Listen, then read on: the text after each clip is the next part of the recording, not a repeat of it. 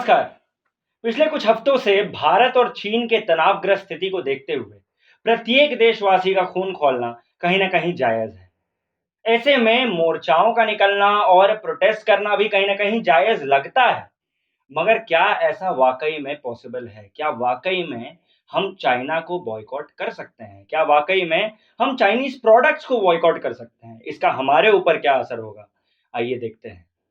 As of 2020, India's import from China has been of about $65 billion. Export to China has been of about $16 billion. The total trade deficit that comes out of this is about $48.5 billion.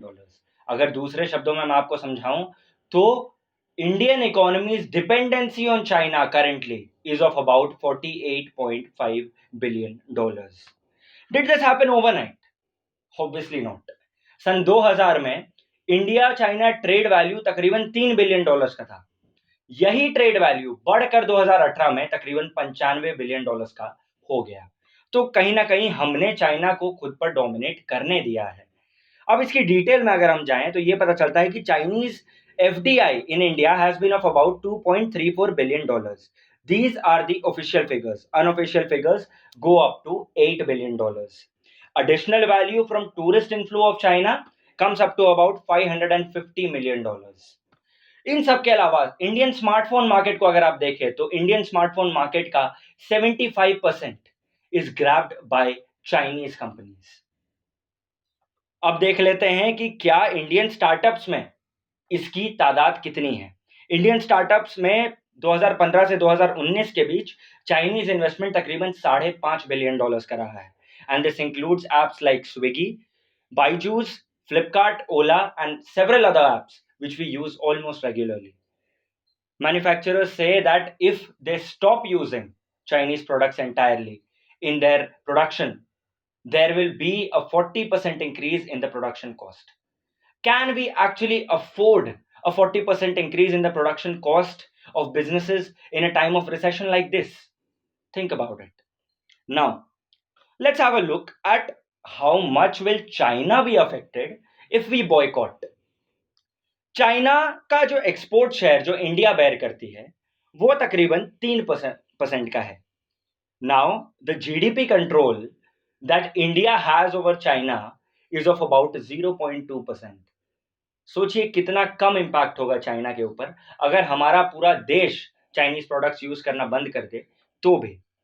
मगर क्या इसका ये मतलब बनता है कि हम हाथ पर हाथ धरे बैठ जाएं? क्या हमारे पास कोई दूसरा फीजिबल वायबल ऑप्शन नहीं है? ऑप्शन है, लेकिन बॉयकॉट करना एक झटके में ऑप्शन नहीं है। हमें डिसएंगेज करना होगा खुद को चाइना से। जाहिर सी बात है जब इतने वर्ष लगे हैं एंगेज होने में, जाहिर सी बात है जब इतने वर्ष लगे हैं खुद को डोमिनेट होने देने में चाइना द्वारा, तो वो डोमिनियन हटाने में थोड़े साल तो लगेंगे। डिसएंगेजमेंट का प्रोसेस जो है वो ऑलरेडी शुरू हो चुका है। मैं आपको बताता हूं कैसे। मुंबई के MMRDA ने अपने मोनोरेल रेक्स में से 2 चाइनीज बिल्डिंग्स कैंसिल कर दिए हैं। महाराष्ट्र गवर्नमेंट ने चाइनीज कंपनीज के साथ हुई 5,000 करोड़ की इन्वेस्टमेंट अग्रीमेंट को कैंसिल कर दिया है। इंडियन रेलवेज ने चाइनीज फर्म्स के साथ 471 करोड़ के कॉन्ट्रैक्ट को खारिज कर दिया है। Haryana government has cancelled 2 tenders for installation of FGD systems at their thermal power plants, which sums up to about 780 crore rupees. Power Minister of UP declared that a ban on Chinese products or equipment in the energy sector of UP. Confederation of All India Traders, which comprises of about 60 million merchants across India, have started a new campaign called Our Goods, Our Pride. इसके तहत 500 categories में 3,000 products import होने बंद हो जाएंगे दिसंबर 2021 तक India में। Current trade deficit, as I told you, is about $48.5 billion. Estimates बताते हैं कि ये ट्रेड डेफिसिट 2022 तक 17.3% से या $8.4 बिलियन से कम की जा सकती है। It can be reduced by 17.3% और $8.4 billion.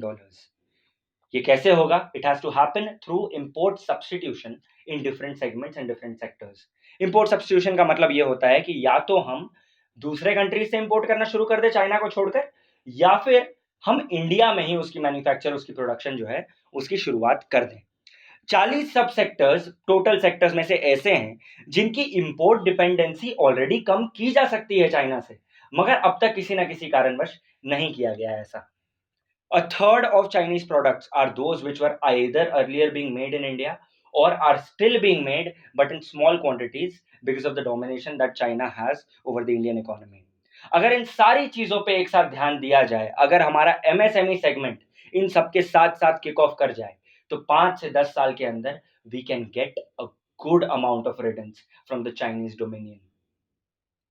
Now, I agree that this whole idea sounds quite utopian, and with the corruption prevailing in all the sectors of the economy, it would be difficult to achieve this.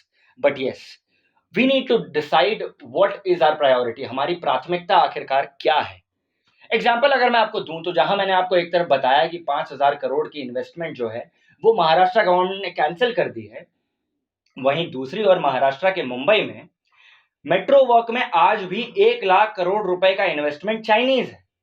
तो इन सब से बाहर निकलना आसान तो बिल्कुल नहीं है, लड़ाई लंबी है और वक्त लगेगा। जनता होने के नाते हमें यह समझना होगा कि Xiaomi, Oppo और Vivo के फोन से टिकटॉक और जूम जैसे ऐप्स डिलीट करके हम अपना कार्यभार नहीं निभा रहे हैं। हमें जरूरत है जगह जगह पर सरकार से सवाल करने की और उन्हें प्रेरित करने की कि वो सही दिशा में काम कर सकें। जैसा कि हमें यह पूछना होगा कि आखिरकार जब स्टार्टअप इंडिया जैसा प्रोग्राम इंडिया में ऑलरेडी था, तो फिर इंडियन स्टार्टअप्स को $5.5 बिलियन का इन्वेस्टमेंट क्यों लेना पड़ा चाइना से?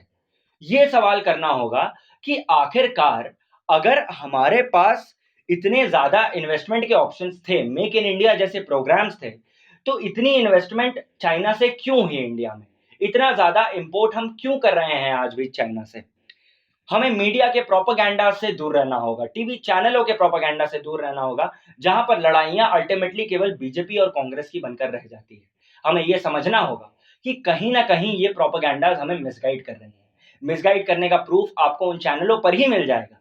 आप अगर देखेंगे गौर से तो आपको नजर आएगा कि ये वही चैनल हैं जो एक तरफ आपके बॉयकॉट चाइना को प्रमोट करते हैं और दूसरी तरफ इन चैनलों के मेन स्पॉन्सर्स और मेन एडवर्टाइजमेंट्स चाइनीज कंपनीज जैसे वीवो, ओप्पो और हायर के होते हैं। Imagine now, I hope you must have understood my point. I hope you must have understood the point that I'm trying to make over here. And I hope that you try to stick to the main agendas that we need to. We need to change the medium of news that we consume in order to keep the issues real and in order to keep questioning in the right direction. Bharat का समाज हर दिन सच से दूर होता जा रहा है और इसके लिए एक हद तक हमारा मीडिया भी जिम्मेदार है।